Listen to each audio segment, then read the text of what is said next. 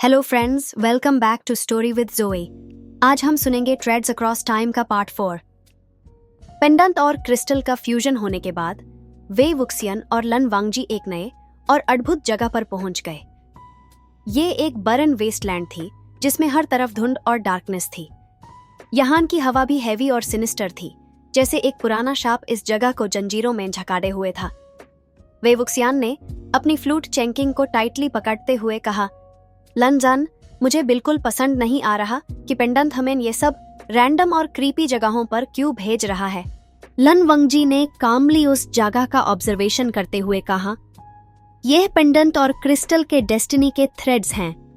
शायद हमें एक और बड़ी सच्चाई के सामने लाने के लिए यह सब हो रहा है। तभी एक प्राचीन और गूंजती हुई आवाज हवा में गूंज उठी, तुम दोनों उस खेल का हिस्सा बन चुके हो जो शुरू तो कभी नहीं हुआ था और खत्म भी नहीं होगा। सामने एक शैडोवी फिगर दिखाई दी जो धीरे धीरे क्लैरिटी ले रहा था। ये फिगर जीन रेन के बाद का सबसे बड़ा मास्टरमाइंड था। मो सिंगवू, एक प्राचीन और एग्जाइल्ड कल्टीवेटर जो अपने टाइम में समय और स्पेस की बाउंड्रीज तोड़ने की कोशिश कर चुका था। मो सिंगवू का अपीयरेंस टेरिफाइंग था। उसके चेहरे पर स्कार्स थे और उसकी आंखों में एक अननेचुरल रेड ग्लो था, जैसे वो प्योर डार्कनेस का अवतार हो। उसने सोलवेल, क्रिस्टल और पेंडेंट को देखा और एक सिनिस्टर स्माइल के साथ बोला, तुम दोनों ने जिन रेन को हराकर कुछ भी अचीव नहीं किया।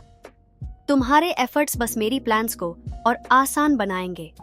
लन वंगजी ने एक डिफेंसिव स्टांस लेते हुए कहा, मो सिंगवू, तुम्हारे प्लान्स सिर्फ डिस्ट्रक्शन लेंगे।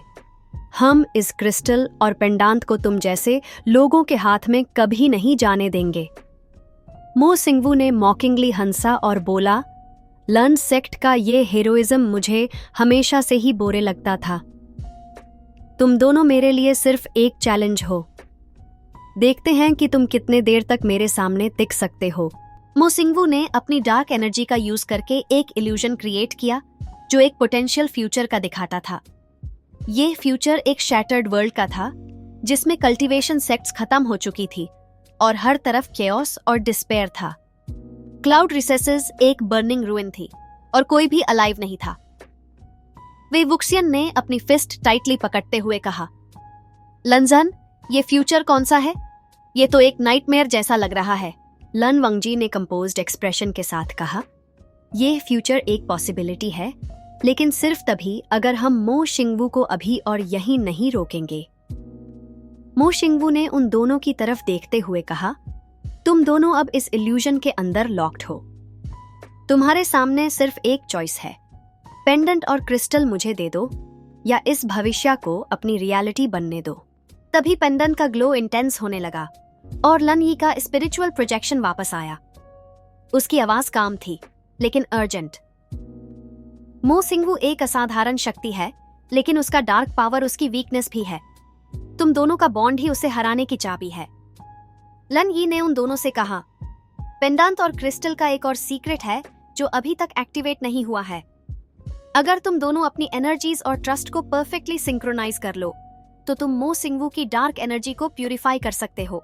वे वुक्सियन ने टीजिंगली कहा, लनजान सुना, तुम्हें मुझ पर पूरा भरोसा करना होगा। तुम रेडी हो? लन वंगजी ने उसकी तरफ देखा एक फेंट स्माइल के साथ और कहा, हमेशा रेडी हूं। मो सिंगवू ने अपनी फुल पावर अनलीश कर दी और डार्क एनर्जी का एक बड़ा स्टॉर्म उन दोनों की तरफ भेज दिया। लन वंगजी ने अपने सोर्ड पिचिन का यूज करके एनर्जी वेव्स को डिफ्लेक्ट करने की कोशिश की, जबकि वे वुक्सियन ने अपनी फ्लूट चेंकिंग से एक मेलोडी प्ले की जो मो सिंगवू के अटैक्स को स्लो कर रही थी। लंजन, हम दोनों को एक साथ स्ट्राइक करना होगा। ये एग्जाम का वक्त है, वे वुक्सियन ने शाउट किया। लन वंगजी ने अपने सोर्ड की एनर्जी को पेंडेंट के ग्लो के साथ मर्ज किया, जबकि वे वुक्सियन ने क्रिस्टल की पावर को अपनी मेलोडी में चैनल किया। पेंडेंट और क्रिस्टल एक सिंक्रोनी में ग्लो करने लगे और उन दोनों की कंबाइंड एनर्जी ने एक पावरफुल वेव क्रिएट की। ये वेव मो सिंगवू के स्टॉर्म से टकराई और एक डेफिनिंग एक्सप्लोजन के साथ प्यूर बैटलफील्ड को इल्यूमिनेट कर दिया। मो सिंगवू की डिफीट या एक नई शुरुआत। एक्सप्लोजन के बाद मिस्ट क्लियर होने लगी, लेकिन मो सिंगवू अब भी पार्शियली इंटैक्ट था। लेकिन इस बार उसका कॉन्फिडेंस खत्म हो गया था। उसने स्ट्रगलिंग टोन में कहा, तुम दोनों का बॉन्ड इस दुनिया के हर पावर से स्ट्रांग है, लेकिन ये अंत नहीं है। मैं वापस आऊंगा। और इसके साथ ही मो शिंगवू की फिजिकल फॉर्म डिसॉल्व होने लगी, लेकिन उसका स्पिरिचुअल रेमनेंट अब भी कहीं छुपा हुआ था। लन यी का प्रोजेक्शन वापस आया और उन दोनों से कहा, तुम दोनों ने इस दुनिया को एक और बार बचा लिया है, लेकिन तुम्हारे सामने अब भी नए चैलेंजेस हैं। मो शिंगवू का रेमनेंट अब भी एक्टिव है और उसे हराने के लिए तुम्हें समय के थ्रेड्स को और डीपली समझना होगा। वे वुक्सियन ने एग्जॉस्टेड लेकिन सेटिस्फाइड टोन में कहा, लंजन, मुझे लगता है कि हम दोनों टाइम ट्रैवलर्स बन चुके हैं। तुम्हें रेडी रहना होगा मेरे और एक्सपेरिमेंट्स के लिए। लन वंगजी ने काल्म एक्सप्रेशन के साथ कहा, मैं हमेशा रेडी हूं। पेंडेंट का ग्लो वापस एक्टिवेट हुआ और उन दोनों को एक और नए मिशन की तरफ ले गया। पेंडेंट और क्रिस्टल के ग्लो के साथ वेई वुक्सियन और लन वंगजी एक और नए जगह पर टेलीपोर्ट हो गए। इस बार उन्होंने खुद को एक बस्टलिंग और वाइब्रेंट सिटी में पाया, लेकिन यह सिटी कुछ अलग थी। यहाँ के लोग ट्रेडिशनल कल्टीवेशन रोब्स के बजाय मॉडर्न आउटफिट्स पहने हुए थे। बिल्डिंग्स फ्यूचरिस्टिक थी और हवा में एक मैकेनिकल हम सुनाई दे रहा था। वे वुक्सियन ने अपने आसपास देखते हुए कहा, लंजन, ये जगह तो एकदम अलग है। लगता है कि हम फ्यूचर में आ गए हैं। लन वंगजी ने कंपोज टोन में कहा, यह फ्यूचर का एक टाइमलाइन हो सकता है, लेकिन यहाँ पेंडेंट और क्रिस्टल का ग्लो इतना इंटेंस क्यों हो रहा है? तभी पेंडेंट का लाइट उन्हें एक स्पेसिफिक डायरेक्शन में गाइड करने लगा। दोनों ने बिना टाइम वेस्ट किए उस डायरेक्शन में चलना शुरू किया। पेंडेंट की गाइडेंस उन्हें एक टावरिंग बिल्डिंग के अंदर ले गई। बिल्डिंग के अंदर एक एडवांस्ड लैबोरेटरी थी, जिसमें मशीन्स और स्क्रीन्स हर तरफ ग्लो कर रही थी। उन्होंने देखा कि एक लड़का, जो उनकी एज का लग रहा था, एक कॉम्प्लेक्स डिवाइस के साथ काम कर रहा था। लड़के के पास एक पेंडेंट की तरह का डिवाइस था, जो पेंडेंट और क्रिस्टल के ग्लो के साथ सिंक्रोनाइज हो रहा था। लड़का उन्हें देखते ही स्टार्टल्ड हो गया और बोला, तुम लोग कौन हो और यह पेंडेंट मेरे डिवाइस के साथ कैसे कनेक्ट हो रहा है? वे वुक्सियन ने कैजुअली बोला, हम लोग ट्रैवलर्स हैं, टाइम ट्रैवलर्स, अगर सही कहना हो। तुम कौन हो और ये डिवाइस क्या है? लड़का हेजिटेंट था, लेकिन उसने अपने आप को इंट्रोड्यूस किया, मेरा नाम फे युए है। मैं एक साइंटिस्ट हूँ और यह डिवाइस एक एक्सपेरिमेंट का पार्ट है जो टाइम और स्पेस के मिस्ट्रीज को अनलॉक करने के लिए डिजाइन किया गया है। लन वंगजी ने काल्मली कहा, फे युए, तुम्हारे डिवाइस का कनेक्शन पेंडेंट और क्रिस्टल के साथ एक कोइंसिडेंस नहीं हो सकता। तुम्हें हमें अपने एक्सपेरिमेंट के बारे में बताना होगा। फे युए ने कॉशियसली उन्हें अपने रिसर्च के बारे में बताया। उसने कहा कि उसका डिवाइस एक टेम्पोरल स्टेबलाइजर है जो टाइम और स्पेस की डिस्टॉर्शंस को ट्रैक करता है। लेकिन रीसेंट डेज में उसका डिवाइस एक अननोन डार्क एनर्जी डिटेक्ट कर रहा था जो टाइम के नेचुरल फ्लो को डिसरप्ट कर रही थी। यह डार्क एनर्जी इतनी ज्यादा हो गई है कि अगर इसे स्टॉप नहीं किया गया तो पूरा टाइम स्पेस फैब्रिक कोलैप्स हो सकता है, फे युए ने कहा। वही वुक्सियन ने अपनी फ्लूट चेंकिंग को दिखाते हुए टीजिंगली बोला, और तुम्हें क्या लगता है, हम यहाँ पिकनिक करने आए हैं? यह डार्क एनर्जी मो शिंगवू की है, जो एक करप्टेड कल्टीवेटर है। अब तुम्हारे एक्सपेरिमेंट का हिस्सा बनने के लिए तैयार हो जाओ। फे युए इनिशियली हेजिटेंट था, लेकिन उसने रियलाइज किया कि पेंडेंट और क्रिस्टल का कनेक्शन उसकी रिसर्च के लिए इनवैल्यूएबल हो सकता है। फे युए के डिवाइस और पेंडेंट का फ्यूजन एक प्रोजेक्शन जनरेट करने लगा जो मो शिंगवू के लोकेशन और प्लान्स को रिवील कर रहा था। प्रोजेक्शन के थ्रू पता चला कि मो शिंगवू अब टाइम स्पेस के मोस्ट वल्नरेबल नोड्स पर अटैक कर रहा है ताकि उसका करप्टेड रेमनेंट पूरे टाइमलाइन पर कंट्रोल कर सके। लन वंगजी ने काल्मली बोला, मो शिंगवू का रेमनेंट पूरी दुनिया के लिए एक खतरा है, हमें उसे अभी रोकना होगा। फे युए ने यूज का एडवांस नॉलेज यूज करते हुए एक टेम्परल पोर्टल ओपन किया जो मो शिंगवू की एनर्जी के स्ट्रॉन्गेस्ट पॉइंट तक लीड करता था। लेकिन उसने वार्न किया, ये पोर्टल अनस्टेबल है, अगर तुम वापस नहीं आए तो तुम परमानेंटली इस टाइमलाइन में फेस हो सकते हो। वे वुक्सियन ने कैजुअली बोला, रिस्क तो हमारे काम का हिस्सा है। चलो लानजान, ये एडवेंचर और इंटरेस्टिंग लग रहा है। लान वांगजी ने उसकी तरफ एक फेंट स्माइल के साथ देखा और बोला, मैं तुम्हारे साथ हूं। पोर्टल के थ्रू वे वुक्सियन और लान वांगजी एक बरन और डिस्टॉर्टेड जगह पर पहुंचे जहां मो सिंगवू का रेमनेंट एक्टिव था। इस जगह का एनवायरनमेंट कैओटिक था, जैसे टाइम और स्पेस आपस में लड़ रहे हो।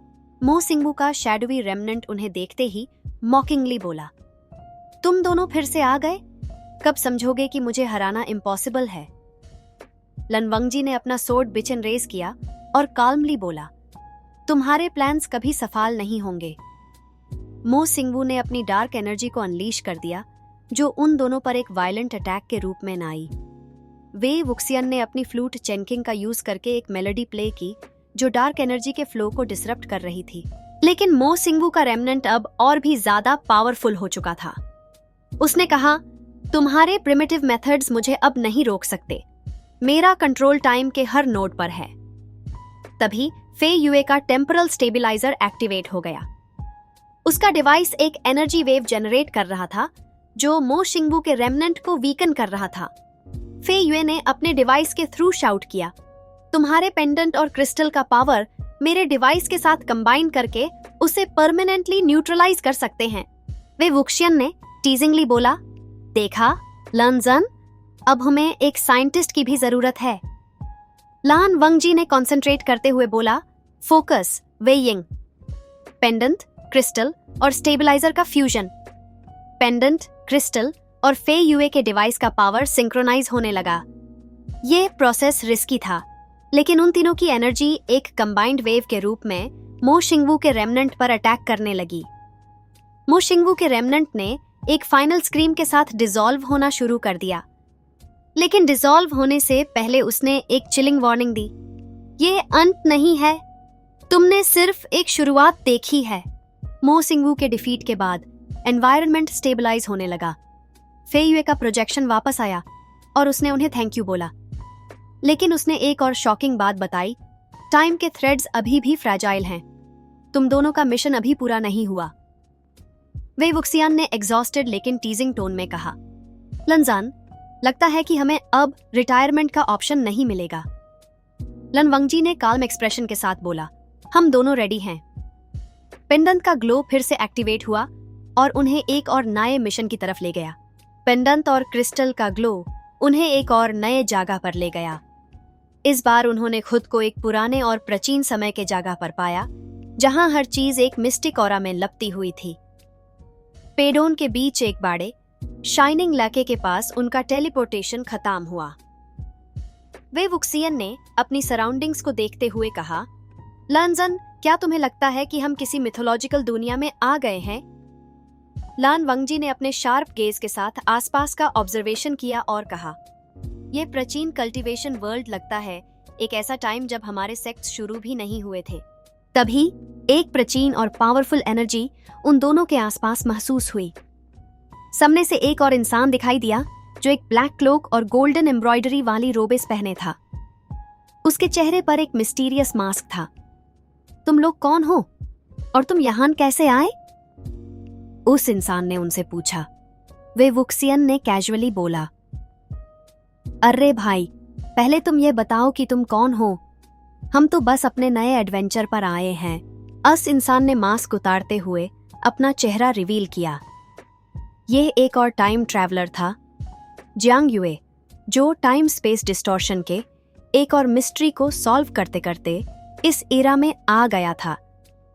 जियांग युए ने उन दोनों को समझाया, मैं एक लॉस्ट कल्टीवेटर हूं जो टाइम और स्पेस के रेल्म्स में सफर कर रहा हूं, लेकिन मुझे लगा था कि मैं यहां अकेला हूं। तुम दोनों कैसे इस डिस्टॉर्शन में आ गए? लान वांगजी ने कामली कहा, पेंडेंट और क्रिस्टल हमें गाइड कर रहे हैं। तुम्हारा यहां होने का कारण क्या है? जियांग युए ने ई के सीरियस एक्सप्रेशन के साथ कहा, मैं मो सिंगवू के ओरिजिन्स के बारे में रिसर्च कर रहा हूं। मुझे पता चला कि यह जगह उसकी शुरुआत का विटनेस है। जियांग युए ने उन्हें बताया कि मो सिंगवू एक शिक्षक और रिसर्चर था, जो प्राचीन कल्टीवेशन सेक्ट्स के लिए एक प्रोडिजी माना जाता था। लेकिन उसके एक्सपेरिमेंट्स डार्क कल्टीवेशन और फॉरबिडन नॉलेज में चले गए। उसका ऑब्सेशन टाइम और स्पेस को मैनिपुलेट करने का था ताकि वो अपने पास्ट मिस्टेक्स को सुधर सके। लेकिन उसका एक एक्सपेरिमेंट गलत हो गया और उसने अपनी सोल को करप्शन के साथ बाइंड कर लिया। जांग युए ने कहा, यह जगह वही है जहां उसने अपनी पहली रिचुअल की थी, जिसमें उसने अपने आत्मा को टाइमलेस रेल्म में फंसा दिया। लन वंगजी ने सॉलेमली कहा, अगर हम उसके ओरिजिन्स के पॉइंट तक पहुंच गए हैं तो शायद हम उसके रेमनेंट को परमानेंटली डिस्ट्रॉय कर सकें। वे वुक्सियान ने टीजिंगली बोला, लन जन, इसका मतलब हमें एक और टाइम का बंधन तोड़ना पड़ेगा? कितना मजा आ रहा है। लन वांगजी ने एक फेंट स्माइल के साथ कहा, फोकस वे यिंग। जांग युए ने उन्हें लाके के बीच में एक ग्लोविंग प्लेटफॉर्म की तरफ गाइड किया। प्लेटफॉर्म एक एंशिएंट रिचुअल साइट थी जिसमें प्राचीन सिंबल्स और मो शिंगवू के डार्क एनर्जी के रेमनेंट्स दिख रहे थे। पेंडेंट और क्रिस्टल का ग्लो इंटेंस होने लगा और उनका फ्यूजन एक प्रोजेक्शन जनरेट करने लगा। इस प्रोजेक्शन में मो सिंगवू अपनी पहली रिचुअल करते हुए दिख रहा था। उसकी वॉइस डेस्परेट थी, अगर मुझे ये पावर मिल जाए तो मैं अपने पास्ट को सुधार सकता हूँ, कोई मुझे नहीं रोक सकता। लन वांगजी ने कामली कहा, उसका ऑब्सेशन ही उसकी वीकनेस है।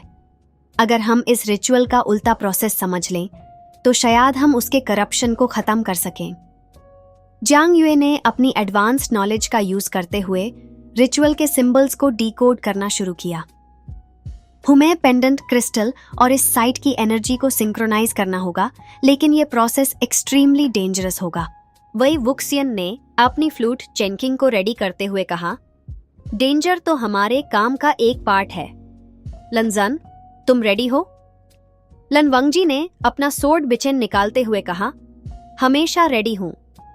तीनों ने अपनी एनर्जीज को सिंक्रोनाइज करना शुरू किया। पेंडेंट और क्रिस्टल का ग्लो रिचुअल साइट के सिंबल्स के साथ मर्ज होने लगा। लेकिन जैसे ही एनर्जी सिंक्रोनाइज होने लगी, एक वायलेंट बैकलैश हुआ और लेक के वाटर से एक मॉन्स्ट्रस शैडो इमर्ज हुई। ये शैडो मो शिंगवू का प्राचीन करप्शन था जो अब भी इस जगह में प्रिजर्व्ड था। शैडो ने एक डेफनिंग रोर के साथ उन पर अटैक किया। लन वंगजी ने अपना सोर्ड बिचेन का यूज करके शैडो के अटैक्स को डिफ्लेक्ट किया, जबकि वे वुक्सियान ने अपनी फ्लूट चेंकिंग का यूज करके एक मेलोडी प्ले की जो शैडो की एनर्जी को डिसरप्ट कर रही थी। जांग युए ने अपने कल्टीवेशन टेक्निक्स का यूज करके पेंडेंट और क्रिस्टल की एनर्जी को एम्पलीफाई करना शुरू किया। ये करप्शन का आखिरी रेमनेंट है, हमें इसे एक ही स्ट्राइक में खत्म करना होगा, जांग युए ने शाउट किया। वे वुक्सियन और लान वंगजी ने एक सिंक्रोनाइज्ड अटैक किया। बिचेन और चेनकिंग की कंबाइंड एनर्जी ने पेंडेंट और क्रिस्टल के ग्लो के साथ एक मैसिव वेव जनरेट की जो शैडो को हिट करते ही डिसॉल्व कर गई। शैडो के डिसॉल्व होने के बाद एक प्राचीन और चिलिंग वॉइस हवा में गूंज उठी, तुमने मुझे यहाँ खत्म कर दिया, लेकिन मैं अब भी टाइम के किसी और कोने में जिंदा हूँ। तुम्हें मुझसे मुक्ति कभी नहीं मिलेगी। लन वंगजी ने सोलेम टोन में कहा, मो सिंगवू का रेमनेंट अभी भी टाइम के थ्रेड्स में एक्टिव है। हमें इसे हमेशा के लिए खत्म करने के लिए उसके ओरिजिन के सोर्स तक पहुंचना होगा। जांग युए ने उन दोनों के साथ अपना सफर कंटिन्यू करने का डिसीजन लिया। मुझे लगता है कि तुम्हारे बिना मेरी जर्नी अधूरी रहेगी। तुम दोनों के साथ रहकर मैं मो सिंगवू के रेमनेंट को हमेशा के लिए खत्म करने में हेल्प कर सकता हूं, वे वुक्सियन ने टीजिंगली बोला। वेलकम टू द टीम जांग युए, लेकिन याद रखना हमें टाइम के और भी ज्यादा मिस्ट्रीज फेस करने पड़ेंगे। लन वांगजी ने पेंडेंट की तरफ देखते हुए कामली बोला, हमें अगला सिग्नल मिलने का इंतजार करना होगा। पेंडेंट का ग्लो फिर से एक्टिवेट हुआ और उन तीनों को एक और नए मिशन की तरफ ले गया। नेक्स्ट पार्ट, टाइम के थ्रेड्स का सबसे बड़ा सीक्रेट और मो सिंगवू का अल्टीमेट वीकनेस।